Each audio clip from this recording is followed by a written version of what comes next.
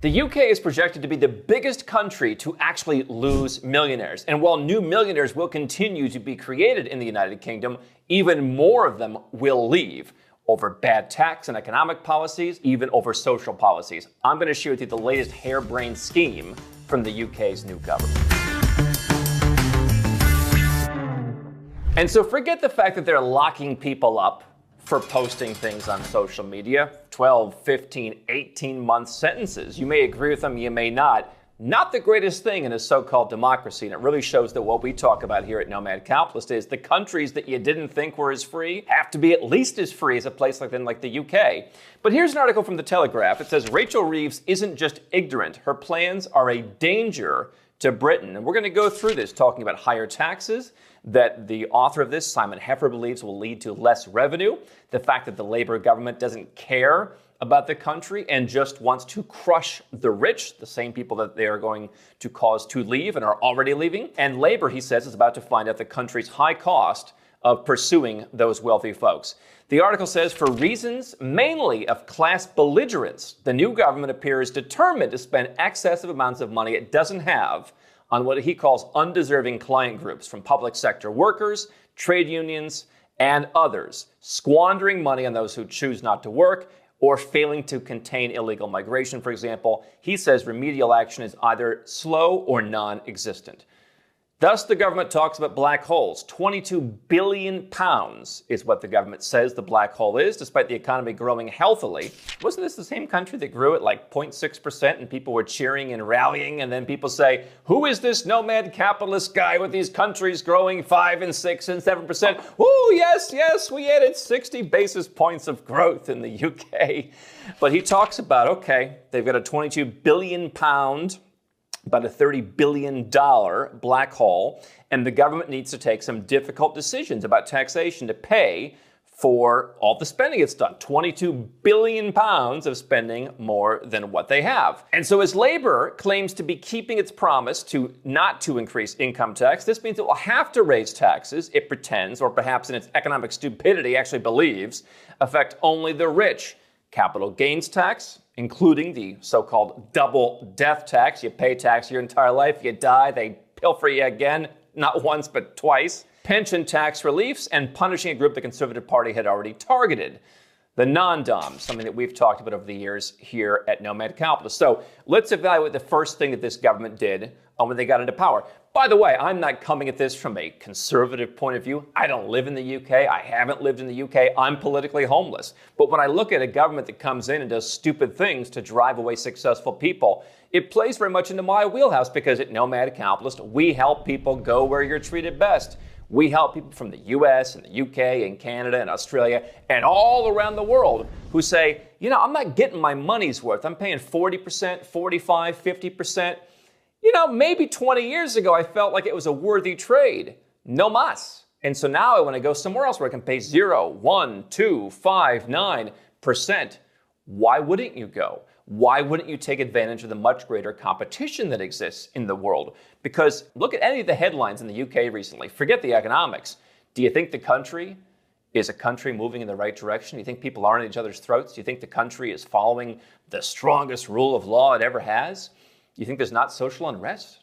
You're paying a fortune for that. And the veneer of the government being able to say, well, where else are you going to go, is cracking, because people realize you can go to Latin America, you can go to Eastern Europe, you can go to Asia, you can go to the Middle East. You've got so many options of places to go. And so what the Labour government came in and said, okay, we're just scrapping the non-dom program. If you live here, mostly as foreigners, and you've got a favorable tax system where the money you earn overseas isn't taxed unless you bring it into the country, that's the simplified version of it, we're going to get rid of that. It's been in place for hundreds of years, but we don't want people to bring their wealth. We don't want people to come and spend money. We don't want, even if they pay more tax than the average person, they're not paying enough. So that was the first boneheaded thing, and that's the biggest thing that even banks like UBS from Switzerland are saying is going to lead to an exodus of millionaires from the UK. In fact, increasing such taxes would damage millions who don't pay them as well and harm investment into the country. We've seen this playbook time and time again. It wasn't that long ago that a number of countries around Europe scrapped their wealth tax. It's too hard to collect, it's a pain, we don't make that much money from it, let's get rid of it. Well, what do? You see whispers now. You're hearing people talk about Let's go back to the wealth tax across countries in Europe. These countries keep trying the same failed playbook. People go where they're treated best. They dig a deeper black hole for themselves, and the people who are remaining in the country take the brunt of it.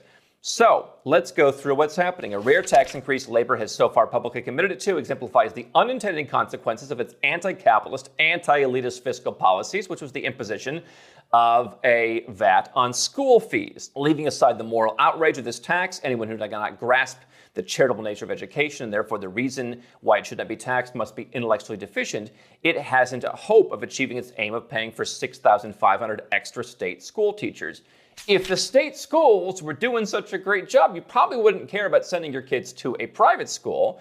But now they're punishing you because the government now in charge disagrees with your decision. There are dozens of countries around the world that are very pro-homeschooling, will be happy to allow you to homeschool your kids.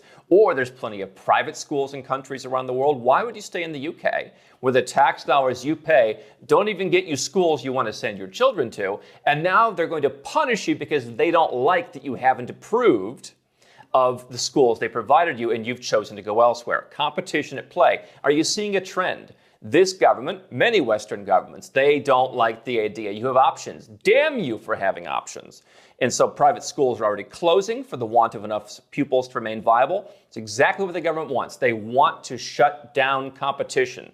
They want to make it harder for you to leave the country. Thank goodness Nomad Capitalist here. We've got a network of experts, including in the UK, to help people successfully, legally, and ethically leave the UK tax system. But it is harder than it used to be because the government is not like competition. They liked it much better in the 1990s when you thought, oh, this is such a great, oh, we got through the 70s and now our country is better again and we're actually getting something. And why would I want to live in Malaysia or Uruguay or Dubai? Those places are hellholes. Well, now it's not the case. Another decision to increase capital gains tax could make some markets sclerotic.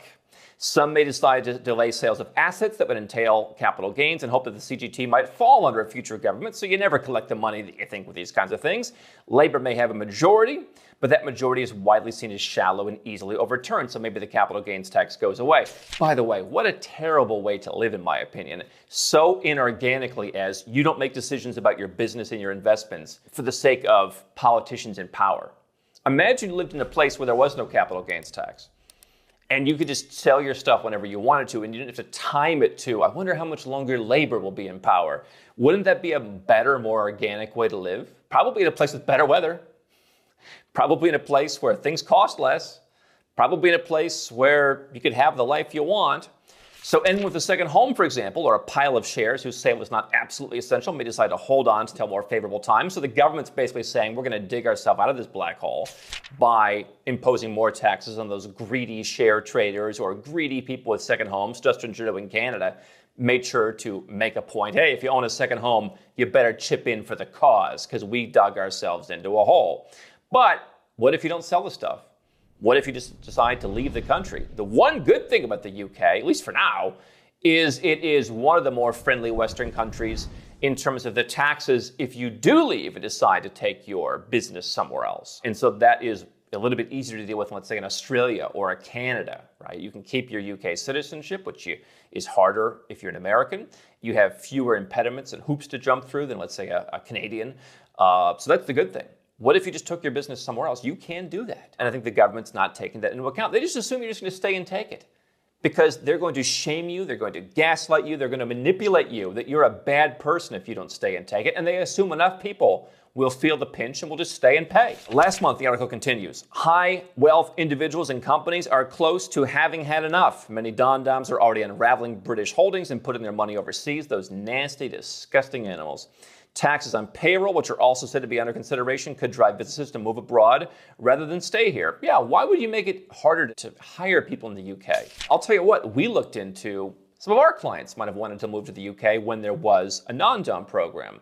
There wasn't an immigration program to go with it. There was not a single functioning program for someone who wanted to be a passive investor or just open a regular company that wasn't invested in by the incubators, wasn't the next Facebook. Just, hey, guy's making £5 million a year in his business, wants to come and happy to hire some people, happy to pay some corporate tax, happy to move some of his stuff. Even under the conservative government, that didn't exist. And now it's getting worse under Labor. So you're going to pay the price, the fact that they don't want people to come in and contribute. Taxes on dividends have risen steeply in recent years and are a disincentive to invest. Without new investment, industry lacks the resources to innovate and find new ways to improve productivity and competitiveness. As with capital gains tax increases, it would signal a further transfer of money from the productive sector of the economy to the unproductive. The first Labour government, he says, exactly a century ago, is the only one not to have left power with the economy in worse shape than when it took over. This government, just a number of weeks old, is already on course to maintain the unenviable record of leaving the economy in worse shape. And so when I look at countries from afar, and we look at a lot of Western countries, in the last few weeks, you look at what's happening in the UK and you just see they are being aggressive with anyone who has a different opinion. They're being aggressive with people who have money. And there is quite an arrogant attitude. They don't really care if you're a successful person. They don't care about your opinion. They just expect you to sit back and pay, because that's the playbook they've used time and time again over the course of the years. Now, let me tell you this. If you live in the UK or any other high-tax country where the politicians take you for granted, you have options. And I think that you should take this whole arrogant perspective the new government has as a harbinger of what's to come. They are not trying to work with you. And so when people in relationships don't try and work with you, don't try and find a common ground, just say, you've got to do this, you've got to do this, you've got to do this. When they set one hard boundary after the other and you have no way to respond, that's not much of a relationship. And so that's when people start looking at, where can I go? Now, you might be tempted to look at, okay, I've heard Dubai is a good place. And for some people, it might be. It's not tax-free anymore for most entrepreneurs, for some investors maybe. There are dozens and dozens of tax-friendly countries around the world. You can choose anywhere from right next door in the Republic of Ireland to places further afield, Singapore and Malaysia, places in the South Pacific, places in Latin America like Uruguay or Chile or Panama, places in Eastern Europe. And I think what's going to dictate where you'd want to go is language, weather, culture, lifestyle, personal freedom with the values of those countries.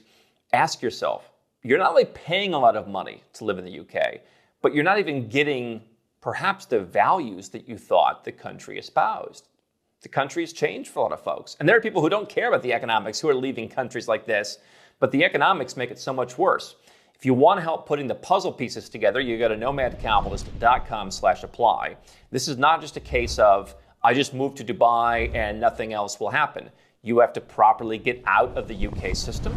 You probably want to move some of those assets, or have to move some of those assets in some cases. You're going to be limited in terms of what you can do going forward, and so you're going to want advice on that. But you're also going to want to make sure that you're not going to make the situation worse by moving to certain places, depending on what kind of business you have, what kind of investments you have. You want to understand how everything works together. And you also understand what happens as France, one of the political parties, has talked about taxing people worldwide just because they carry the passport. What's your backup plan for that? There's so many things that you want to consider. Nobody else covers this under one roof the way Nomad Capitalist does. And so I think it's this terrible attitude from the government. You saw it in Canada, you saw it in Australia, now you're seeing it more in the UK. You have options. We can help you find them.